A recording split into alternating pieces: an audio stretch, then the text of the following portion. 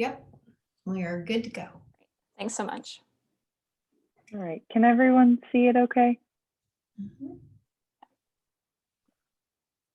All right, well, good afternoon, everyone. Happy Friday.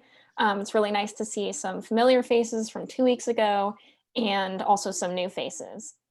So we really hope you enjoyed our first presentation 2 weeks ago and are excited to welcome you to our second presentation this semester, How to Win at Wellness. So before we get into the agenda for today, just as we mentioned last week, we wanted to reiterate that in addition to sharing information related to health and wellness, that this is a time for us to really get to know one another in a safe and non-judgmental space. We really encourage and value your participation, whether that be using the raise hand function to get our attention and speak up, or by putting your questions and comments in the chat, which I will be monitoring today. So moving into our agenda, we'll give you an introduction to wellness, review the 6 dimensions of wellness and the wellness wheel, and then we'll break into breakout rooms for smaller discussions, remind you of our upcoming presentations and one-on-one consultations we're offering, and then conclude with the opportunity to ask us any questions you might have. All right, so before we dive into health and wellness as we see it in 2021, I wanted to bring in a very brief historical perspective. So I think a lot of times when people think about health and wellness, they associate those concepts with being youthful or anti-aging. And this is not a new idea at all. In the 5th century BC, the Greek historian Herodotus described a fountain that gave people who lived near it longer lifespans. And then in the 3rd century AD, Alexander the Great is believed to have searched for this fountain of youth. And in the 15th and 16th centuries, Juan Ponce de Leon was an avid explorer of the fountain of youth. So this was highly coveted throughout history. And to give just one more example, Oscar Wilde's 19th century novel, The Picture of Dorian Gray, describes a man who sells his soul for eternal youth and beauty. But as we know, there's no magic place like the fountain of youth or an option to sell your soul that prevents aging. So what I wanted to contrast here is that our approach to winning at wellness is not one of anti-aging, but rather one of healthy aging. Writer Betty Friedan said, "Aging is not lost youth, but a new stage of opportunity and strength." So our goal is to help you win at this new stage of opportunity and strength through discussing a comprehensive and multidimensional view of wellness that promotes healthy aging, which Alyssa will start us off with.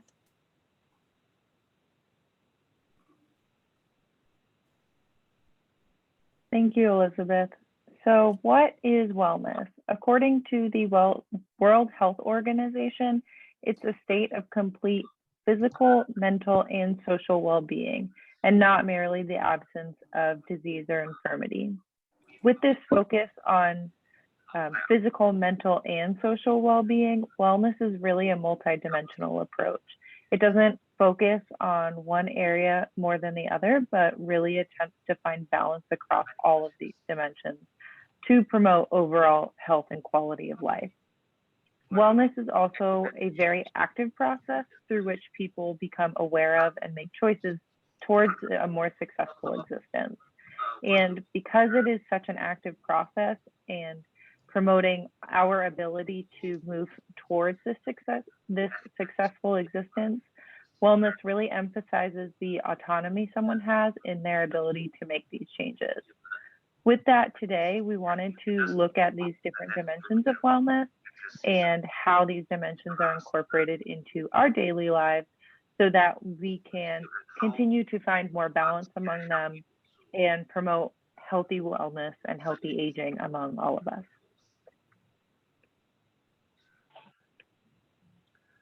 So last year, we know that the OT students briefly kind of touched on some of these dimensions, and today we really wanted to expand on this idea and dive into the different areas of wellness to look at finding balance among them and ways to kind of work on all of these dimensions in our lives. With that, our hope is really to take the time to look at our own well-being and provide time to self-reflect in order to find ways to further improve our wellness. We also wanted to take some time with that to reflect as a group and strategize and find some tools to implement some of this into our daily lives and continue to find this balance and just continue to win at wellness.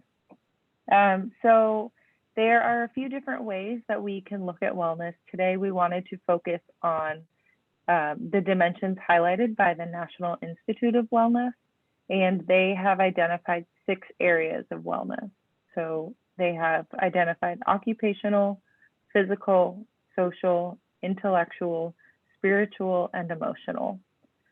We will first be going through and defining each of these areas, and then we want you to be able to have the time and reflect on these areas in your life. And finally, we want to discuss as a group each of these areas and discuss some strategies on how to look at each of these and work on them in our lives. We've provided a worksheet that has all of these 6 dimensions of wellness on them and numbers under each dimension. These numbers range from 1 to 10 and indicate how satisfied you are with each of these areas in your life. So 1 being not very satisfied and 10 being very satisfied with the dimension. As we discuss each area of wellness, go ahead and circle your satisfaction rating on your own worksheet, like the example under occupational wellness in this photo. Additionally, there should be some extra space around the worksheet, and you are welcome to use this space to write any notes or information that you might like about these dimensions and how they're impacting you. Before we move on, are there any questions we have? All right, so I'm going to start us off with our first dimension of wellness, and that is occupational wellness. So this involves the importance in participating in activities that provide meaning and purpose and reflect one's personal values, interests, and beliefs. It really recognizes the personal satisfaction and enrichment in one's life through the work that we engage in, with the premise that occupational development is related to one's attitudes about their work. So one oftentimes conveys their values through their involvement in the activities that are gratifying to them. And this it's not just limited to, work that we do, like a Monday through Friday job. It's really any of the occupations or the activities that we enjoy engaging in. So I would like to take a moment and allow you guys some time to fill out your personal rating. And then once you are done with that, we would love to hear from 1 to 2 people about how you like to promote occupational wellness in your daily life.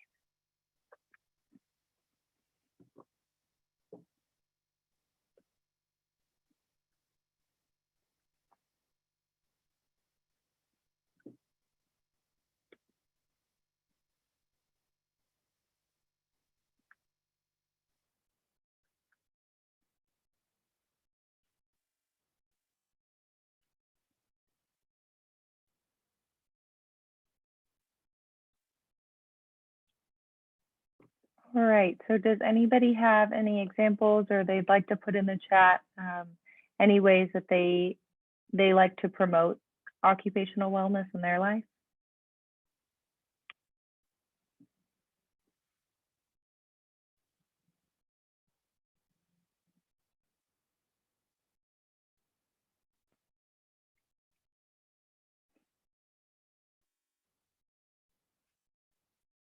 I know something for me that I really enjoy doing is that's really kind of consistent with my values and my interests is just being in school, and that really reflects my desire to learn and just always trying new things and just always trying to learn new things.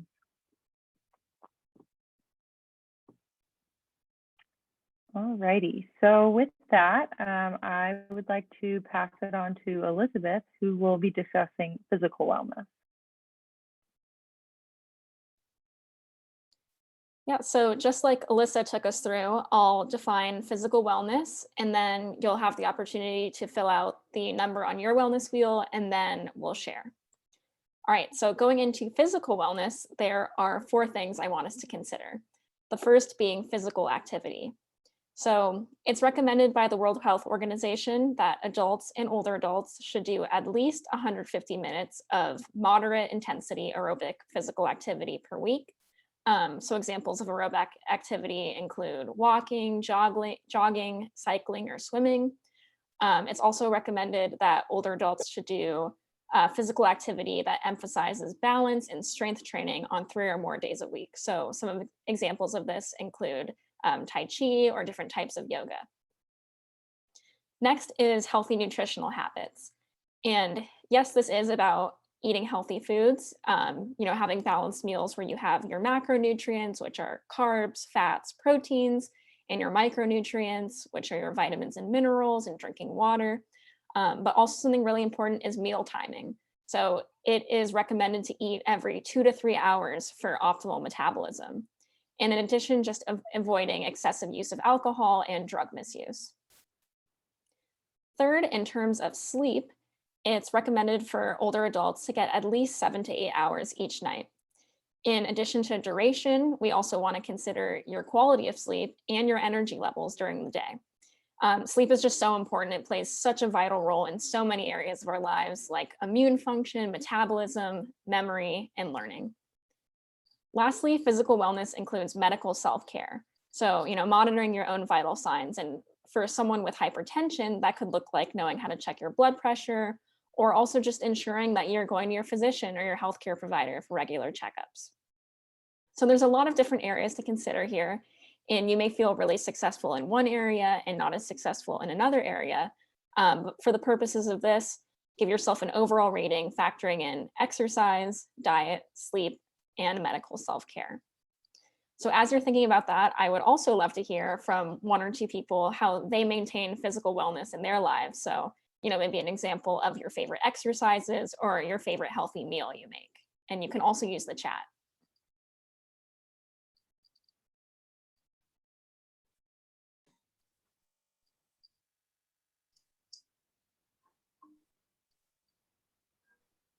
Well, I can tell, Elizabeth, I can tell you what I've been doing. Yes, please. I'm stuck at home, like a lot of us are. And so I've started, I do walk, like Paul is saying that he walks 30 to 4 minutes a day, 30 to 40 minutes. And I try to do that too. But I've started setting either a timer or my Fitbit to get me up every hour and just move or jog in place or walk in place. And I've also started, when I have to get on phone calls, I get up and start walking. And I also now, and I don't have one of those special movable desks, but I stand up. So I'm, what's reminding me to do that now. I've got lots of Amazon boxes and I've got stuff stuck on boxes so I can stand up and watch you guys. Oh, that's really great. I love the strategy of having a timer to remind you. And yeah, I know during work from home, where physical wellness can be a little more difficult because, just walking, if we run an office, walking up the stairs, that type of aerobic activity isn't accounted for. So we really have to set aside time for ourselves. So for example, I saw Paul wrote in the chat about walking 40 minutes every day. That's great. Walking the dog for half an hour absolutely counts. Yeah, that's a great way to get some physical activity in. And next week in 2 weeks, we'll be looking at ergonomics. So we'll also address, like Jeanette was saying, her standing desk and other ways of moving around in your space.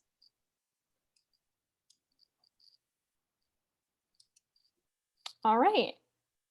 Thank you everyone for sharing. And with that, I can pass it on to Catherine. Oh wait, we have a question in the chat. Does eating every 2 to 3 hours conflict with diet? I guess it really kind of depends what we're looking at. So it's a really good question. I can take a look at this and get back to you on that. Thank you for your question. But yes, typically 2 to 3 hours is good. All right, so I'll pass it on to Catherine. So another dimension of wellness is the social aspect, and this includes maintaining satisfying relationships with people around you. And there really isn't a specific number of people that you need to have in order to meet a criteria, but it is up to you whether or not you feel satisfied with these relationships in general. Secondly, an aspect of social wellness seeks to have mutual respect with others in the community, in addition to contributing to the environment, whether that may be through official roles such as volunteering or unofficial roles. So now please circle a number in the social aspect of your wheel in regards to how satisfied you are in your social wellness. And in the meantime, I would love to hear from any one of you. What are some enjoyable activities you participate in to promote your social wellness? Feel free to unmute or type in the chat.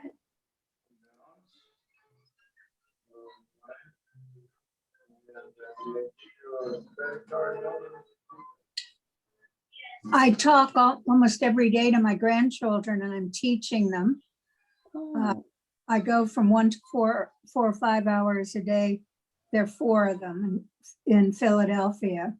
wow. So I'm teaching them, reading them stories, doing all kinds of, playing toys with them, drawing, coloring, you name it. I'm doing it with them. Wow, that sounds really awesome. It is. And once they go back to school, I won't be able to do anything with them. I mean, they'll be so busy, but now they have a lot more time. Yeah, So the pandemic's been good for me. I'm really glad to hear that you're able to spend time with your family in that way. That's really special. I see that Hannah has been FaceTiming with friends. That's really cool too. I feel like during the pandemic, I've been using FaceTime much more as well, and other platforms such as Zoom, Google Meets. Really good. Okay, I'm going to now pass it on to Rachel, who will be talking about intellectual wellness. So next is the intellectual wellness, and it refers to actively seeking opportunities to learn and grow. It encourages us to continuously expand our minds and challenge our minds by stepping out of our comfort zone instead of becoming self-satisfied and unproductive. So to increase intellectual wellness, you may engage in stimulating or creative activities that allow you to be in a flow state. In other words, be fully immersed in the activity or task with energy, focus, and enjoyment. You may also engage in opportunities to learn something new, develop new skills, or refine the skills that you already have by reading, taking a class, watching videos online like documentaries. Also, keeping up with current events by watching news or reading newspapers daily. It also means that you are actively problem solving using your knowledge and resources available to you. So take this time to rate your satisfaction level on your wheel. And also I'd like to have some people share a little bit about what kind of activities that you engage in that promote intellectual wellness. In the chat, I see that Paul, you said you're attending 462 lectures last year. That's a lot. Yeah.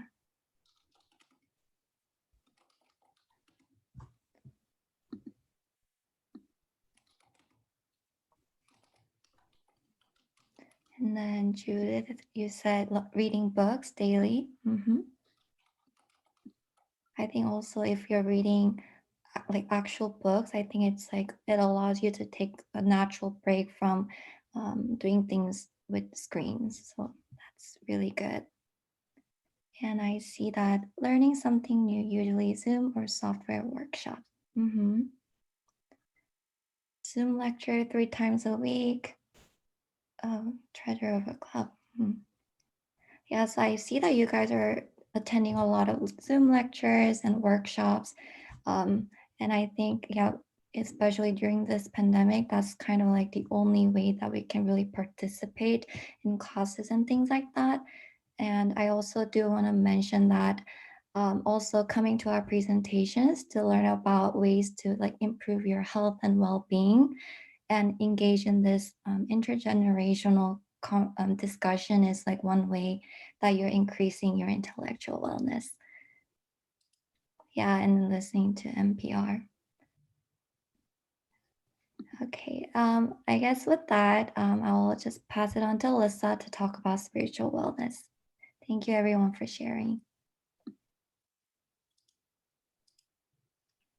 Okay, so spiritual wellness is a dimension that really recognizes our search and meaning for purpose in our existence, and as well as the development of an appreciation for, just general life and the natural forces that are existing in our universe. One search for spiritual wellness is often characterized by the peaceful harmony between the internal personal feelings that we have and those emotions, and sometimes the difficult experiences that we have throughout life. While on this general kind of life journey, one might experience some, negative feelings of doubt and fear and disappointment, but we also have a lot of positive feelings that we experience, like happiness and discovery and joy. These are all really important parts of our experience and our life journey, and these components really help bring meaning to one's life. One knows that they are becoming spiritually well, and they have this, just general spiritual wellness when their actions become more consistent with their beliefs and their values. And it really results in this kind of larger worldview. So with that, I would like to take a moment and have you guys fill out your satisfaction rating on how well you feel that you are experiencing spiritual wellness. And I would love to hear from, 1 to 2 people about ways that you like to express your spiritual wellness in your daily life.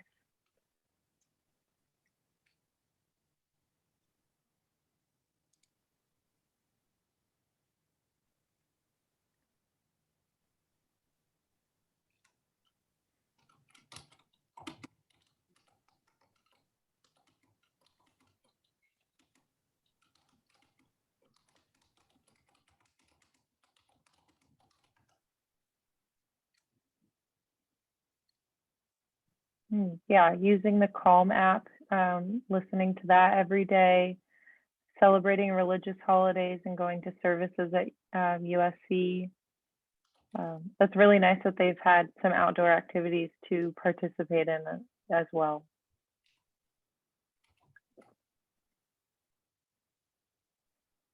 What's nice about spiritual wellness too is that it can really look different based off of, whatever anybody's interests are. So it looks like, some people enjoy engaging in religious activities. Other people enjoy, doing more of like a meditation or a nature experience. Having the churches provide regular services through Zoom, that's a really nice opportunity and way to kind of stay connected with your community while also working on your own spiritual wellness as well. Thank you. And yeah, having pastors send out special hymns through, from YouTube. Again, you're still being able to maintain that connection and also work on multiple different dimensions of wellness at the same time. Thank you guys for sharing. Now I'm going to pass it on to Catherine, who will be discussing our final dimension of wellness. Okay, well, I see in the chat that Jeanette wants a wheel in black and white so it's easier to print out. We're going to be heading into breakout rooms in a little bit, but when you get to your breakout room, your facilitator will send you a copy of that, Jeanette. Okay, so now for the last dimension, it's the emotional aspect. So this includes the ability to manage and assess feelings and emotions effectively. So for example, maybe you're anxious about something, and so being able to assess these emotions means identifying and recognizing that you are in an anxious state in the moment. Another part of the emotional aspect is being able to realistically assess your own limitation. So this means knowing what you can and cannot handle and having strategies to take care of your own mental health. And lastly, emotional wellness includes your ability to cope effectively with stress. So now on your wheel, in the last triangle, rate how satisfied you are in your emotional wellness. And for those of you who don't have a wheel in front of you, you can draw out the circle and write a number from 1 to 10 in regards to how satisfied you feel. And as you're filling this out, can I hear from a couple of you? What are some ways you maintain emotional wellness in your life?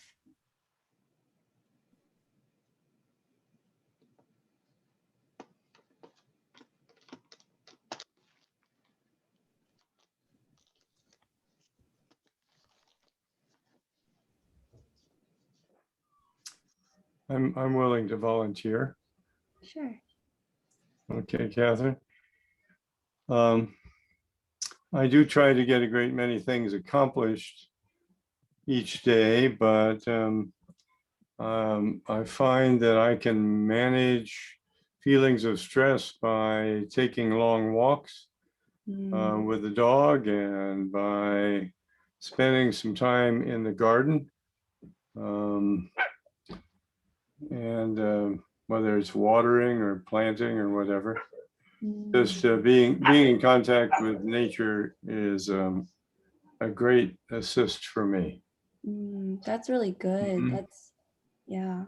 I think nature has a calming effect. So I really enjoy that you have these occupations that help you just feel more calm and at peace.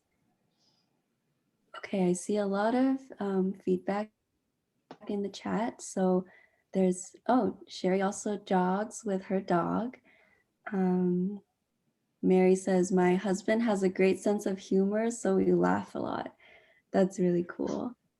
Meditation, writing in a journal, walk, turn off all music and just think. Yeah, that's a really good strategy as well. Yeah, many of you bring up how your dogs give you a lot of stress relief, and also just spending time doing journaling and meditating. So yeah, thank you everyone for sharing. So now I really appreciate all of your responses. Oh, Judith, care for your mare. That's really cool. Yeah, we would love to hear from all of you. So we will be heading into breakout rooms in a little bit to talk more about our wellness. And in our breakout rooms, we really want to problem solve with you on finding ways to help you win in your own wellness and feel the best in your wellness journey. So on the next slide, there's a picture that talks about how we can finish this activity. So many of you guys filled out the different numbers on your wheel, and now you will connect the dots between the different numbers. So it creates kind of a new shape in the hexagon. I'm going to give you a little bit of time to do that. Okay. Well, in the wheel, you see after you connect your dots, some areas have higher numbers and some areas have lower numbers. So this kind of gives a visual representation of areas of wellness you feel like you are doing well in, and other areas where you may want to find more support. So now we will be heading into our breakout rooms, and we have some discussion questions that will help facilitate our time. So I'm just going to read the questions very briefly. We will still, we'll have the questions in the breakout rooms as well. So number 1 is your life well balanced or is it unbalanced? So you can have a visual representation through the wheel that you just created, or you can just reflect as well. Number 2, which dimension needs the most attention? Number 3, which dimension of wellness would you most like to address? And number 4, this is like the practical question. So what strategies can be incorporated into your daily routine to make these changes? So yeah, now I think Elizabeth will be breaking us out into breakout rooms. We will have around 10 minutes and we'll meet you back here in the main room after. Yeah, so I will open up the breakout rooms. There will be 1 OT student per breakout room, and breakout room 4, I will be joining you shortly as soon as I send everyone in. So yeah, we'll have about 10 minutes planned to head back to the main room around 2:45 so we can have a little discussion and wrap up. So here we go.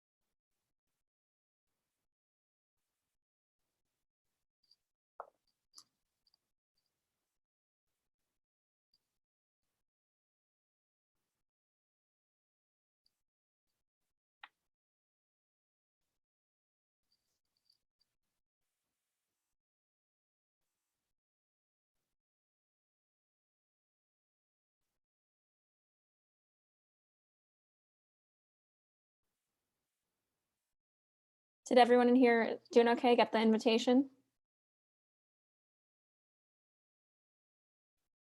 You didn't see it pop up?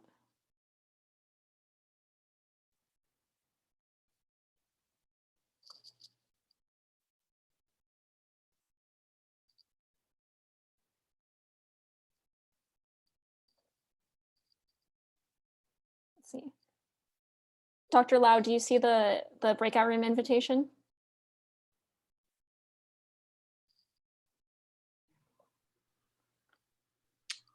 Elizabeth, if you make me host, I might be able to troubleshoot it.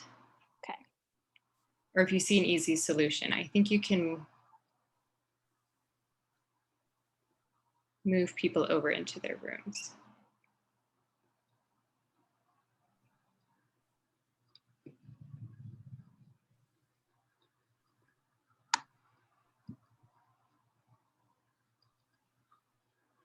Okay, I just made you the host because I don't see anything, but if you could send me to breakout room 4, that would be great.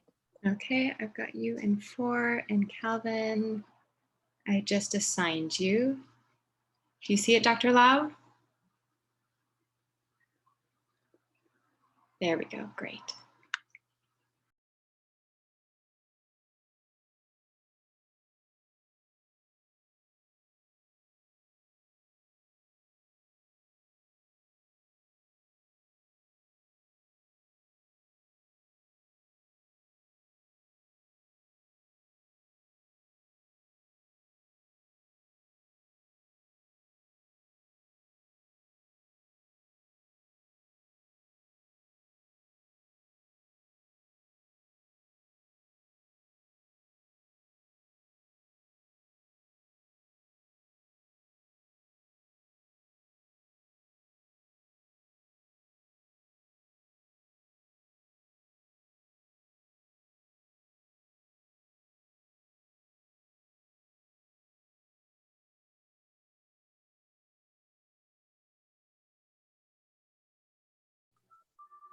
Oh.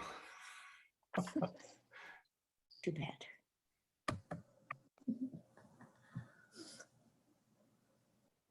Okay, so I hope you all had a nice conversation in your breakout rooms. We'll just wait for Alyssa to share the screen.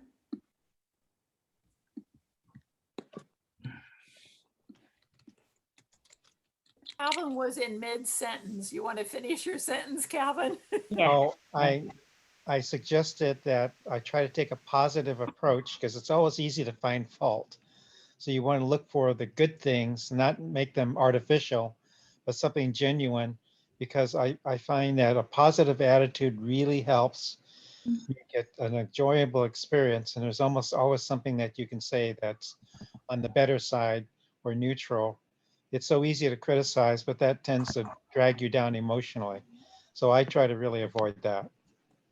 I think that's a really great mindset to have, especially during this time. So thank you for sharing that. Thank you. Yeah, anyone else?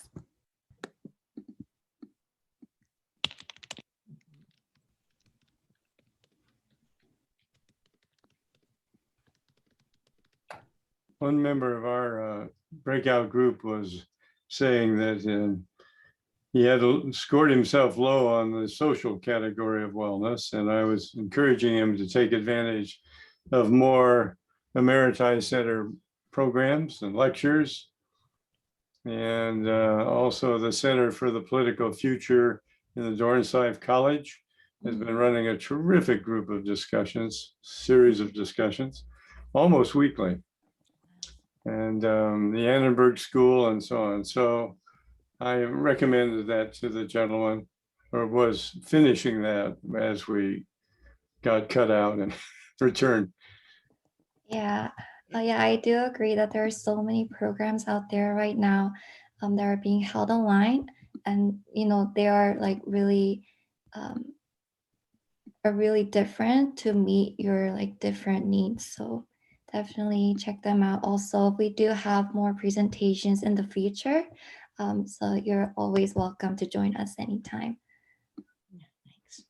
Okay, so I guess with that, we'll transition to our next part of the presentation.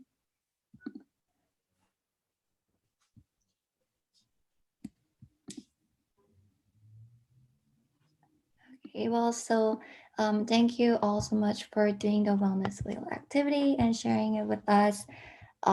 It seems like every one of you was able to be more aware of how you're balancing these 6 dimensions of wellness, and see how each dimension contributes to your overall well-being. So that brings me to my next point. So after today's presentation, if you'd like to explore some of these dimensions of wellness more in depth, or receive help in making changes to make your life more balanced, I highly encourage you to join us in our one-on-one consultations. And Elizabeth will drop the sign up link in the chat. And just a reminder, our one-on-one consultations are based on your interests and needs. So we are open to helping you with other areas as well. So if you have any questions or concerns, feel free to reach out to any of us, or use the link below to sign up. And I would also like to thank those who filled out the interest survey form after our first presentation.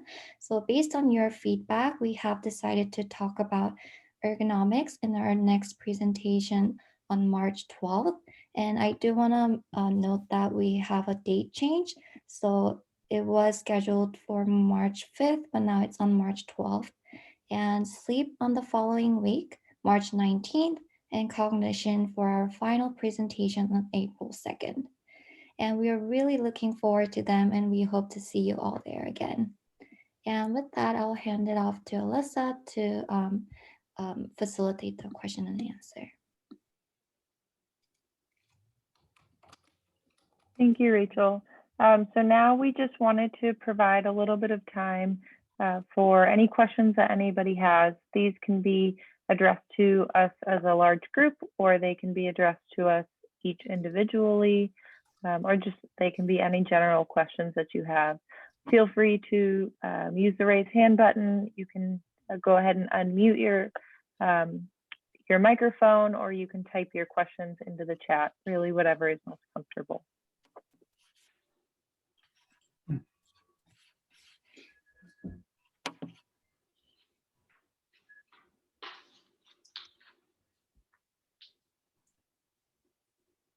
I'm happy to offer a question. The discussion of physical wellness, a suggestion of 3 or more days a week of balance and strength training. Do you have suggestions on a good set of balance and strength training exercises? Yeah, so I know, oh, sorry, go ahead, whoever. No, go ahead. Sorry, Elizabeth.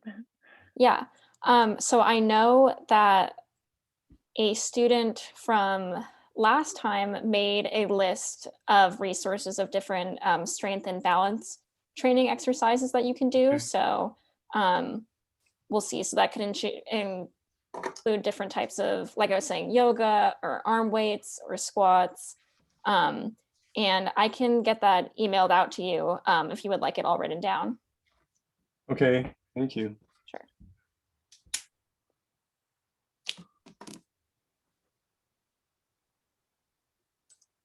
Can we have a discussion about eating every 2 to 3 hours? I somehow or another, I got the impression that if after you ate dinner, if you didn't eat in the evenings, that was actually healthier for you, that you would go 4 or 5 hours or whatever the length of time was from the time you finished dinner till you woke up the next morning. Now, that kind of is directly opposite from, like a 10-hour fast, as opposed to eating every 2 or 3 hours. Is it the intent just to eat the same amount of money over an extent of a longer period of time?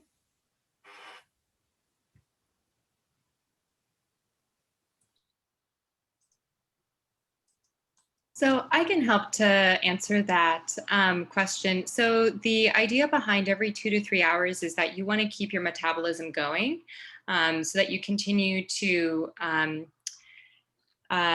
digest the nutrients, your body keeps going.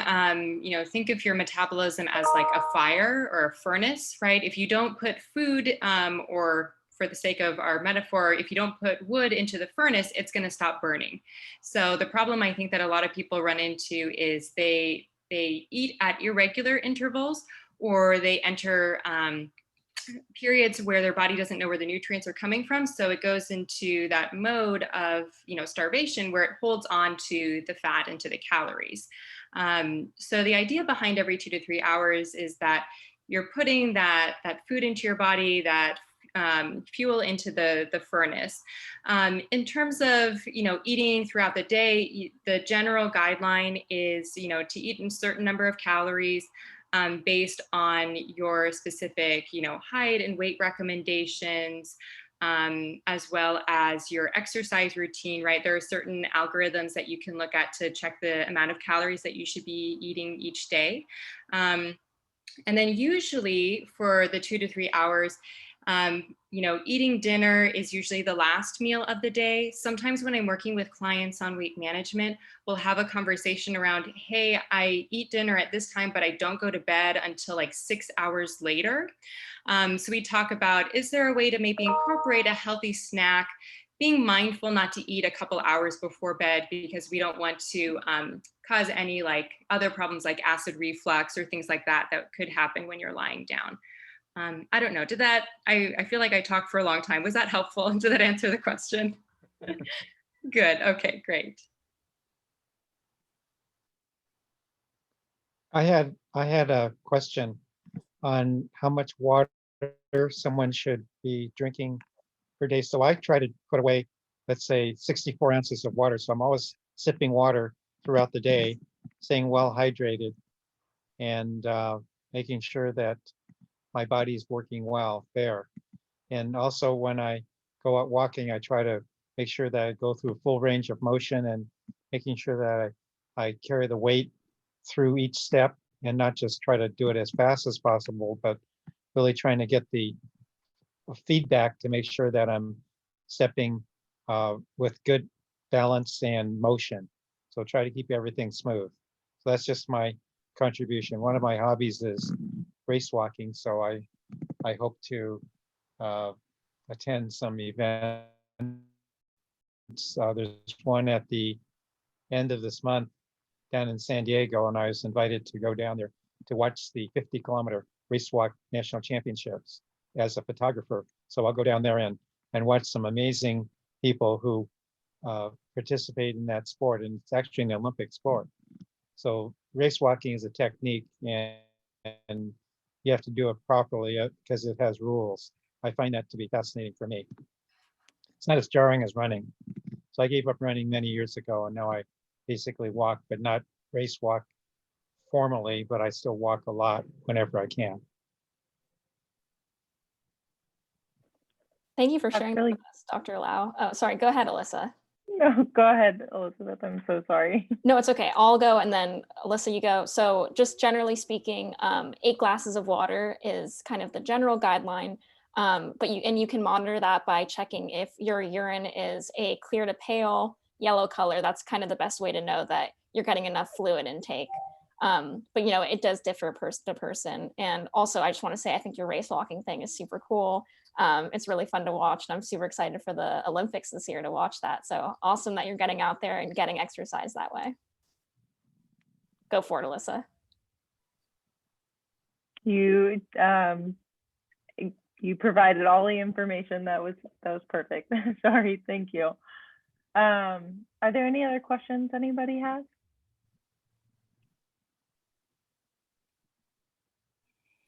All right. Well, before we leave, we really just wanted to thank everyone for coming today and engaging with us in this conversation. We've really enjoyed getting to speak with all of you and get to know all of you a little bit more. And we look forward to seeing you on March 12th. And we thank all of you for joining us. And this is what you call experiential learning.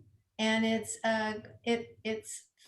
learning from both ends, which is really terrific. So we're really into this intergenerational learning piece at USC and at the Emeriti Center. So thank you all for joining us. Good job, students. And we hope to see you all back.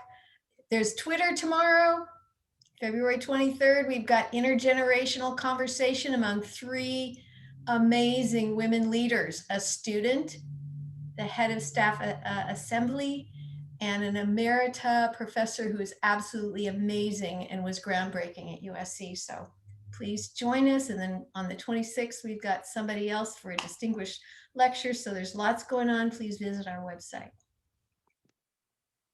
Thank you, everyone. Thank you, Jeanette. Thank you, ladies. Have a good weekend. You too. Thank you. I believe.